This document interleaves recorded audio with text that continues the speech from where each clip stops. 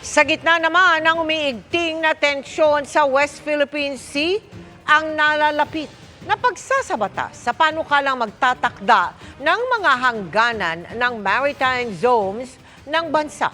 Nakatutok si JP Soriano.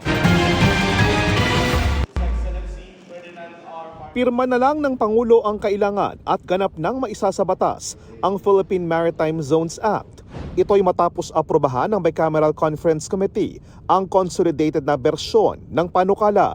Ang Philippine Maritime Zones Act ay ang panukalang nagtatakda ng mga hangganan ng maritime zones ng Pilipinas at mga karapatan ng bansa sa loob nito. Maliwanag na yung maliwanag yung karapatan natin kung saan yung ating boundary, maliwanag yun na may batas tayo na kung saan tayo pwedeng maglayag, pwedeng mangisda. Tapos babalik na rin sa usapan, ba't may nakapark na Chinese Coast Guard sa Lubang, Mindoro. So maliliwanag to hanggang saan yung boundary.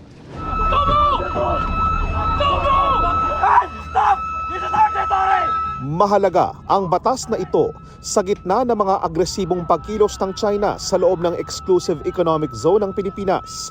Paraan din daw ito para pagtibayin palalo ang mga laman ng 2016 arbitral ruling na nagbabasura sa 9-dash line ng China na umaangkin sa halos buong South China Sea, kabilang na ang West Philippine Sea. With that act, we're also now laying the groundwork for improving our law enforcement within these maritime zones. Sa gitna nito, pinirmahan naman ng Pilipinas at China ang bagong kasunduan na tinawag na Arrangement on Improving Philippine-China Maritime Communication Mechanisms. Ayon sa DFA, ang kasunduan ay nagbibigay daan sa pagbubukas ng ilang communication channel sa pagitan ng Pilipinas at China patungkol sa mga maritime issue. Kabilang dito ang mga kinatawang itatalaga ng mga lider ng Pilipinas at China, pati na ang Foreign Ministry at Coast Guard ng dalawang bansa.